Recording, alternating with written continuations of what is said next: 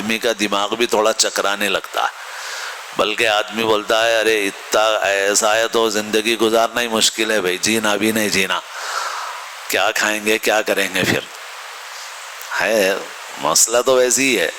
آدمی اتنی ساری باتیں سن کے آدمی بولتا ہے ارے بھائی اتنا ہے تو پھر تو جی نہیں سکتے ہم لوگ، زندگی گزارنا نہیں گزارنا، کیا کھانا آخر پھر، یا ایسے ہی مر جانا۔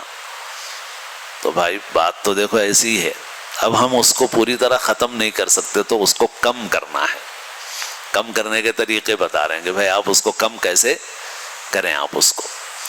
تو ریفائنڈ آئل جو ہے یہ بھی ایک بہت بڑا دھوکہ ہے، ایک لمبے عرصے تک لوگ استعمال کیے اور ابھی بھی کر رہے ہیں، اور جو آئل بازاروں میں آ رہا ہے، ہوٹلوں میں کھا رہے ہیں ہم، دعوتوں میں کھا رہے ہیں، یہ بالکل خراب قسم کا تیل ہے جو پانی کے جہازوں کے ذریعے سے ہمارے ملک کے ساحلوں پر آتا ہے، وہاں بڑے بڑے پلانٹ بنے ہوئے ہیں، وہاں پر اس کو صاف کیا جاتا ہے۔ کئی سال پہلے شاد نگر کے پاس ایک تیل کی فیکٹری میں میں خود بھی گیا تھا، ایک مسلی تھے ہمارے ان کے ساتھ، تو تیل تھا بہت خراب، یوں ایک دو چٹکی ڈالی انہوں نے کیمیکل کی، دو چٹکی ڈالتے ہی بس 1 منٹ گزرا ہوگا، بس یوں معلوم ہوا جیسے پورا کچرا نیچے آ گیا اور تیل نہایت صاف شفاف تیل ہو گیا۔ جتنے عام برانڈ چل رہے ہیں اور جو تیل چل رہا ہے، یہ تیل انسانوں کے لیے بہت نقصان دہ، بہت نقصان دہ۔ اور اس سے پہلے بھی ایک خبر پڑھ چکا تھا کہ ملاوٹی غذاؤں میں حیدرآباد سر فہرست ہے، غذا میں ملاوٹ کے معاملے میں حیدرآباد سر فہرست۔ لوگ صرف منہ کا مزہ دیکھ رہے ہیں، ملک کے دوسرے حصوں میں ایسا نہیں ہے، ملک کے دوسرے بہت سے حصے ہیں جہاں ایسا ماحول ہے ہی نہیں۔ چائے، حیدرآباد کی جو چائے ہے، ہوٹل کی چائے میں تو بہت مجھے ناموافق آتی ہے، تھوڑی سی بھی پی لو تو صحت پہ اثر پڑتا ہے، گھر کی پیو تو 1 پیالی پیو 2 پیالی پیو تازہ بنی ہوئی، اس سے فرق نہیں پڑتا۔ حیدرآباد کی چائے گھنٹوں پکتی ہے، کئی گھنٹے پکتی ہے، اور اس میں طرح طرح کی چیزوں کی ملاوٹ ہو رہی ہے۔ کیا چیزیں ملائی جا رہی ہیں وہ فارمولا بھی انہی لوگوں کے پاس ہے، ہم لوگوں کو معلوم نہیں ہے کہ کیا فارمولا ہے اس کا۔ عجیب بات ہے کہ یہاں پر خود ہمارے قریب میں ہوٹلیں ہیں اور مسلمان اپنا اتنا پیسہ دے رہے ہیں کہ کچھ پوچھو مت۔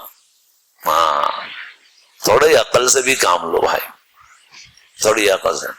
خالی جوش میں آ گئے تو اسرائیل کا بائیکاٹ، خالی جوش میں آئے جب کچھ کر لیا، ارے مستقل طور پہ باشعور بنو، مستقل طور پہ باشعور بنو۔ دوسرے کو آپ نے ارب پتی کھرب پتی بنا دیا، صرف آپ کا شوق، فجر ہوتے ہی وہاں پہ ہیں آپ، رات کے 12 بجے تک وہاں پہ ہیں آپ، 2 بجے تک وہاں پہ ہیں آپ، پیسہ پانی کی طرح بہا کے آپ ایک چائے پی رہے ہیں جس کا فارمولا بھی آپ کو نہیں معلوم ہے، جس کے صحت پہ ہونے والے اثرات سے بھی آپ بے خبر ہیں، مگر مزیدار دکھ رہی ہے بھائی، پی رہے ہیں، ختم۔ بے شعوری بہت بڑا مرض ہے۔ حرم کے پاس البیک ریسٹورنٹ ہے، مشہور ہے البیک۔ البیک کی مرغی تو ہم لوگ استعمال نہیں کرتے بالکل، وہاں پر حرم جو لوگ جائیں تو تازج کی مرغی استعمال کر سکتے ہیں۔ البیک کی سب باہر سے آتی ہے، یورپ کے ملکوں سے آتی ہیں، ہم لوگ قطعاً استعمال نہیں کرتے، مگر مچھلی لے لیتے ہیں۔ اگر کبھی البیک پہ جاؤ تو آپ دیکھیں گے کہ کوئی بھی خریدار، جو عرب ملک کا، پڑوس کے پاکستان کا جو بھی خریدار ہے، وہ ضرور پیپسی اور کوک خریدتا ہے، اس کے بغیر کوئی چیز خریدتا ہی نہیں۔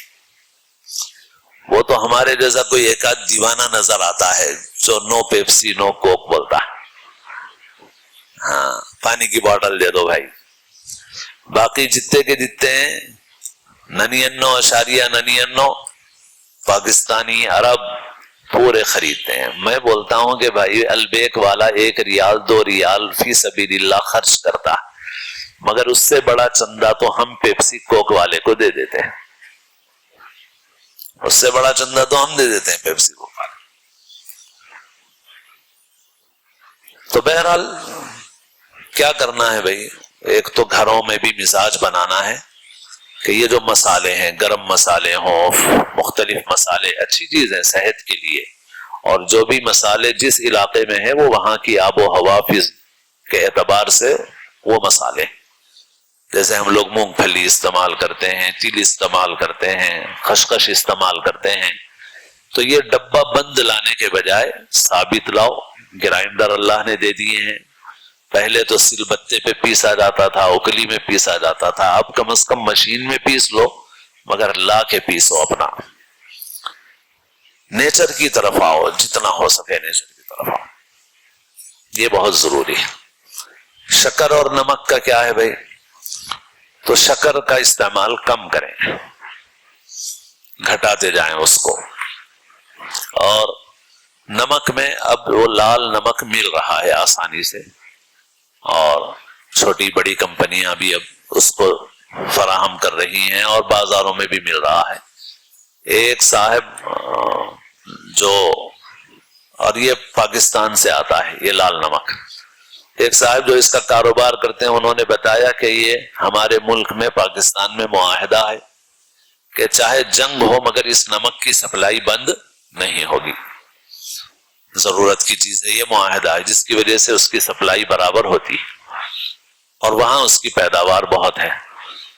اور انہوں نے، جو صاحب مسلمان ہیں وہ کاروبار کرتے ہیں، انہوں نے بتایا کہ بعض غیر مسلم تنظیمیں ہیں جو لوگوں کے فائدے کے لیے کام کرتی ہیں، وہ ہم سے بڑی مقدار میں یہ نمک خریدتے ہیں اور لے جا کے جگہ جگہ بیچتے ہیں، وہ ان کا مقصد ہے لوگوں میں سمجھ اور شعور پیدا کرنا، تو اس لال نمک کا استعمال شروع کیا جائے، سیندھا نمک جس کو بولتے ہیں، اب آ رہا ہے کافی، ہمالیائی نمک کے نام سے، ہمالین سالٹ کے نام سے۔ باقی جو نمک بازار میں عام ہے، اس کا ضرر نقصان تو آپ پوچھئے مت کیا ہے، اندازہ نہیں کر سکتے آپ، باریک ہے، موٹا ہے، اس قدر نقصان دہ ہے کہ کچھ پوچھئے مت۔ تو لہٰذا گھر کی عورتوں کو بھی باخبر کریں، اور ہم بھی عمل کریں اس کے اوپر، اور سیندھا نمک استعمال کریں، لاہوری نمک استعمال کریں، ہمالین سالٹ استعمال کریں، شکر کا استعمال کم کریں، اور آٹا جیسے میں نے کہا اس طرح سے استعمال کریں۔ پالش کے بغیر کا چاول ملنا تو بہت مشکل ہے، کھانے میں مقدار میں بھی جو ہے وہ ایک ترتیب ہے۔ ہم لوگوں کا کیا ہے، ہم اگر کھانا کھا رہے ہیں تو ہماری پلیٹ میں چاول بھرا ہوا ہوتا ہے اور ایک کونے میں تھوڑا تھوڑا سالن ہوتا ہے، تو لہذا ان نقصانات سے بچنے کی ایک تدبیر یہ ہے کہ ہم پلیٹ میں پاؤ جو ہے چاول کر دیں اور 3 پاؤ دوسری چیزیں کر دیں، پیٹ تو بھرنا ہے نا، تو لہذا آپ اس میں چھلکے والی دال استعمال کریں، ترکاری استعمال کریں، گوشت استعمال کریں، اور جو ہے چنا استعمال کریں، انڈا استعمال کریں، مختلف چیزیں جو بھی ہیں، ہم تناسب کو بدل دیں، ہم آٹا اور چاول اتنا زیادہ کھاتے ہیں اور سالن اتنا تھوڑا کھاتے ہیں، تو سالن کے استعمال کی مقدار بڑھا دیں۔ تو بہرحال یہ تو گھر میں کرنے کی چیزیں ہیں، باقی جو بچے یہ باہر کا استعمال بہت کر رہے ہیں، ان کو اپنی عادت بدلنے کی ضرورت ہے، بہت آپ کے لیے بہت نقصان دہ ہے، اور بہت سی چیزوں پہ عمل اس لیے بھی کرنا ہے تاکہ ہم اپنی آئندہ نسل کو، آنے والی نسل کو، اپنے بچوں کو ان بیماریوں سے بچا سکیں۔ چاکلیٹ وغیرہ میں تو پوچھئے مت کیا کیا ہے، مگر جو خالص چاکلیٹ ہے وہ چاکلیٹ اس کو بھی اس طرح سے استعمال کرنا چاہیے کہ اس میں شوگر کا پرسنٹیج کم کرنا چاہیے، اور پرسنٹیج کے حساب سے چاکلیٹ ملتا ہے آپ کو، تو وہ چاکلیٹ آپ حاصل کر سکتے ہیں۔ تو آپ، ایک صاحب نے بتایا اس کی تدبیر یہ ہے بچوں کی بھی عادت صحیح کرنے کی، کہ بچوں کو وہ جو چاکلیٹ ہے، جو اصلی والا چاکلیٹ ہے، وہ چاکلیٹ پہلے 90% شکر والا دیجیے بچوں کو کچھ دن، پھر تھوڑے دن کے بعد آپ 80% والا دیجیے، پھر تھوڑے دن کے بعد 70% والا دیجیے آپ، تو اس طرح سے آہستہ آہستہ آپ اس میں شکر کی مقدار کم کر کے آپ چاکلیٹ دیجیے، اور عادت بدل جائے گی. پھر تھوڑے دن کے بعد ان لوگوں کو وہ کم شکر والے میں ہی مزہ آئے گا. تو وہ کم شکر والا جو اصلی چاکلیٹ ہے وہ نقصان دہ نہیں ہے. ہاں تو اب آج کل ہمارے شہر میں تو ایسی خبریں ہیں کہ نشہ آور چیزیں بھی چاکلیٹ میں ملا کے بچوں کو سپلائی کی جا رہی ہیں. بس اللہ ہی حفاظت فرمائے بچوں کی. یہ جو کول ڈرنکس ہیں ان کا نقصان بھی حد سے بڑا ہوا ہے. میں کہتا ہوں رمضان میں اشتہار لگتے ہیں کہ بھئی ایک پلیٹ حلیم کے ساتھ ایک پیپسی فری. تو میں کہتا ہوں اس کا مطلب ہے ایک پلیٹ حلیم کے ساتھ ایک زہر کا پیالہ فری. 1 پیسے کا فائدہ نہیں ہے, 1% فائدہ نہیں ہے, سراسر نقصان کی چیز ہے. اور 50 پیسے میں بننے والی بوتل ہم 50 روپے میں خریدتے ہیں. یعنی جو سیال مائع ہم نے لیا, جو پانی لیا ہم نے وہ کالا, وہ ہم نے 50 روپے میں لیا. ڈبہ تو پھینکنے کا ہے. وہ پانی کتنے میں ملا بھائی؟ ہم کو 50 روپے میں ملا. وہ بنتا کتنے میں ہے؟ 50 پیسے میں بنتا ہے. فائدہ کیا ہے آپ کی صحت کو؟ فائدہ 1 پیسے کا بھی آپ کی صحت کو کوئی فائدہ نہیں ہے اس کا, مگر آپ استعمال کیے جا رہے ہیں اس کو. بہت رواج ہو گیا. تو بہرحال یہ چیزیں بہت اہم ہیں اور مسلمانوں کے لیے یہ بات بھی سمجھنے کی ہے کہ ان سب چیزوں کا تعلق دین سے ہے. رسول اللہ صلی اللہ علیہ وسلم نے ایسی شفقت کا معاملہ فرمایا کہ آپ نے دنیا کے اعتبار سے بھی ہر نقصان سے بچانے کا اہتمام فرمایا. آپ نے فرمایا سوتے وقت چراغ گل کر کے سو, دروازہ بند کر کے سو, برتن ڈھانپ کر سو تاکہ کوئی چیز گر نہ جائے. ڈھانپنے کے لیے کوئی ڈھکن نہ ہو تو بسم اللہ پڑھ کے کوئی لکڑی ہی رکھ دو اس کے اوپر, اس کی حفاظت کے لیے. جوتا پہنو تو جوتا جھٹک کے پہنو کہ اندر کوئی کیڑا, کوئی کاٹنے والی چیز بیٹھی ہوئی نہ ہو. غرض یہ کہ آپ صلی اللہ علیہ وسلم نے ہر چیز سکھائی ہے. استنجا سے فارغ ہونے کا طریقہ سکھایا, کھانے کا ادب سکھایا. تو یہ سب چیزیں بھی دین کا حصہ ہے. تو بہرحال غذاؤں کا موضوع بالخصوص ہمارے بچوں کے لیے بہت قابل توجہ ہے کہ وہ گھر کی غذاؤں کی عادت ڈالیں, باہر کی غذاؤں سے پرہیز کریں, گھر میں بھی صحیح غذاؤں کے استعمال کی طرف توجہ کریں. بہت ساری باتیں ہیں اور مگر جب فکر ہوگی تو ہم جن چیزوں کو جتنا کم کر سکیں گے اتنا ہم کم کریں گے. اور مزے کے مقابلے میں غذا کو ترجیح دیں کہ مزہ دوسرے نمبر پہ, مزہ منع نہیں ہے, مزے سے کھاؤ آپ, مگر آپ ایسی چیز استعمال مت کرو جو بہت نقصان دہ ہو. فاسٹ فوڈ پہ جو مرچ استعمال ہوتی ہے وہ بھی کیمیکل ہوتا ہے. سنا, مرچی خرید کے لائیں گے بہت مہنگی رہے گی, تھوڑا سا کیمیکل ڈال دو تو وہ مرچی اتنی تیز ہو جائے گی کہ کچھ پوچھو مت. مرچی نہیں ہے حقیقت میں, حقیقت میں مرچ نہیں ہے, وہ کیمیکل ہے. آپ اتنی مرچی گنٹور والی خرید کے لائیں گے تو بہت پیسہ خرچ ہوگا. اتنی مرچی کہاں سے خریدیں گے بھائی؟ تھوڑا کیمیکل ملا دو, پورا مرچ کا مزہ آئے گا. ایسی زبردست مرچی کے کچھ پوچھو مت, مگر مرچ نہیں ہے, زہر ہے جو کھا رہے ہیں آپ. تو بہت نقصان دہ چیزیں ہیں. اپنی صحت کی حفاظت کریں, اپنی صحت کی حفاظت اہم چیز ہے. یہ جو زندگی ہے, جسم ہے, یہ بھی اللہ کی امانت ہے. انسان خودکشی نہیں کر سکتا کیونکہ انسان کا اپنا نہیں ہے, یہ اللہ کا دیا ہوا. انسان اپنا ہاتھ نہیں کاٹ سکتا, اپنی انگلی نہیں کاٹ سکتا. میری انگلی ہے میں کاٹ لوں, نہیں کاٹ سکتا, گناہگار ہوگا. میرا ہاتھ ہے میں کاٹ لوں, نہیں کاٹ سکتا, گناہگار ہوگا. یہ زندگی میری ہے میں ختم کر لوں, نہیں ختم کر سکتے. تمہاری زندگی نہیں ہے, اللہ کی امانت ہے یہ. تو یہ صحت, یہ جسم اللہ کی امانت ہے. ہمارے لیے اجازت نہیں ہے کہ ہم ایسی چیزیں استعمال کر کے اپنی صحت کو برباد کریں.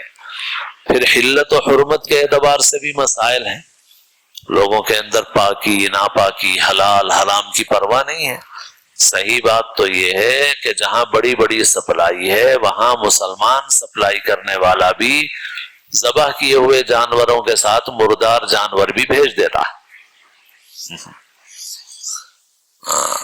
ذبح کیے ہوئے جانوروں کے ساتھ مردار جانور بھی خود مسلمان بھیجتا ہے. غیر کو تو چھوڑ دو آپ, مسلمان بھی بھیج دیتا ہے. مسلمان بولتا ہے ارے بھائی ایسا کرا تو بہت نقصان ہو جاتا، ڈالو صاحب تو ٹھیک ہے 90 کلو وہ تھا تو 10 کلو یہ بھی پڑ گیا تو کوئی بات نہیں ہے، 1 کنٹل بھیج دیا، سپلائی کر دیا، حلال بھی حرام بھی سب ایسا، پاکی ناپاکی کسی چیز کا خیال نہیں ہے۔ اور ویسے آج یہ حالات ہیں، جبکہ بزرگوں کے حالات واقعات تو ایسے ہیں کہ ایک بزرگ، ان کا نام جو ہے صحیح ذہن میں نہیں، خواجہ باقی باللہ یا کسی کا واقعہ ہے، ان کو بہت کشف ہوتا تھا۔ کشف جو ہے حق ہے، کشف ہوتا ہے اللہ کے بہت سے بندوں کو، اور کرامات بھی حق ہے، کرامات کا انکار بھی کفر ہے۔ باقی لوگ کرامت کی یا کشف کی بنیاد پہ جو بدعات کر رہے ہیں وہ غلط ہے۔ اولیاء اللہ کی کرامتیں برحق ہیں، لیکن اولیاء اللہ سے آپ اولاد نہیں مانگ سکتے۔ اولیاء کی برکت ضرور ملے گی، مگر آپ بزرگ سے نہیں بول سکتے کہ حضرت اولاد دے دیجئے، نہیں بول سکتے آپ، ہاں یہ جائز نہیں ہے، شرک ہے۔ آپ اللہ سے یہ بول سکتے ہیں کہ اللہ ان بزرگوں کی برکت سے مجھے عطا فرما دیجئے، مگر بزرگ سے مانگ نہیں سکتے آپ، شرک ہے۔ تو وہ چیزیں غلط ہیں۔ کشف بہرحال حق ہے۔ تو ایک بہت کشف ہوتا تھا ان کو، اتنا کشف ہوتا تھا کہ اس سے پریشانی ہونے لگی تھی، مسائل ہونے لگے تھے۔ تو جو شیخ تھے انہوں نے یہ کہا کہ ایک کام کرو، ان کو 2-3 دن بازار کا کھانا کھلاؤ۔ تو 2-3 دن تک بازار کا کھانا کھلایا گیا۔ اور وہ زمانہ ایسا تھا، اس زمانے میں کوئی جانور کسی مسلمان کے بغیر ذبح نہیں ہو سکتا تھا۔ روٹی پکانے والے بھی مسلمان تھے، گوشت کاٹنے والے بھی مسلمان، پکانے والے بھی مسلمان، یعنی حرام کا تو مسئلہ تھا ہی نہیں اس زمانے میں، بالکل حلال تھا۔ مگر بازار کے کھانے کا پھر بھی یہ اثر تھا کہ چند دن کے 2-3 روز بازار کا کھانا استعمال کرنے کے بعد ان کی کشف کی کیفیت ختم ہو گئی، کشف کی کیفیت ان کی ختم ہو گئی۔ تو یہ اس زمانے میں بازار کے کھانے کا حال تھا۔ تو آج کے زمانے کے بازار کے کھانے کا کیا ہے؟ لیکن اس سب کے باوجود فتوے کے اعتبار سے حرام نہیں، فتویٰ جو علماء دے رہے ہیں وہی ہے فتویٰ، کیونکہ شریعت میں تنگی بھی نہیں ہے اتنی۔ تو اس وجہ سے فتویٰ جہاں پر علماء کہیں کہ بھئی یہاں پر فتویٰ حرمت کا نہیں ہے، وہاں ضرورت کے وقت استعمال کر سکتا ہے آدمی۔